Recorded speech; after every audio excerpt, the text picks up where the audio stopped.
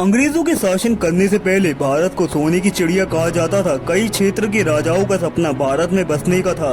कहा जाता है कि भारत की अर्थव्यवस्था दुनिया भर के देशों के मुकाबले कई गुना ज्यादा अच्छी थी, मगर अंग्रेजों के शासन के बाद भारत का कायाकल्प ही हो गया। कभी सोचा है कैसा होता हमारा देश अगर अंग्रेज नहीं करते शासन? भारत की अर्थव्यवस्था थी सबसे ऊपर। आज़ादी से पहले अंग्रेजों ने भारत की अधिकांश संपत्ति पर कब्जा कर लिया था। 1993 में बेल्जियम अर्थव्यवस्था ने विश्व अर्थव्यवस्था का डिटेल्ड अध्ययन किया।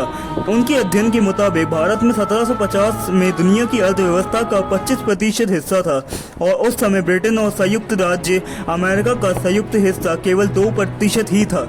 भारत की अर्थव्यवस्था हो गई थी कमजोर। भारत शुरू से ही शांतिपूर्ण देश रहा है, लेकिन अंग्रेजों की रणनीतियों की वजह से देश की द्वितीय विश्व युद्ध में शामिल होना पड़ा था। लगभग 20 लाख से ऊपर भारतीय सेना ने अंग्रेजों की तरफ से लड़ाई लड़ी थी। इस युद्ध की वजह से भारत की अर्थव्यवस्था बेहद कमजोर हो गई थी। सती प्रथा था। अंग्रेज ना होते तो ना होते रेलवे। अंग्रेज ही थे जिनकी वजह से भारत में रेलवे की शुरुआत हुई थी। इसके परिणाम स्वरूप परिवहन में सुधार हुआ, जो हम सभी अभी भी उपयोग कर रहे हैं। अगर अंग्रेजों ने भारत में आकर रेलवे की शुरुआत नहीं की होती तो रेलवे का विकास धीमा हो जाता।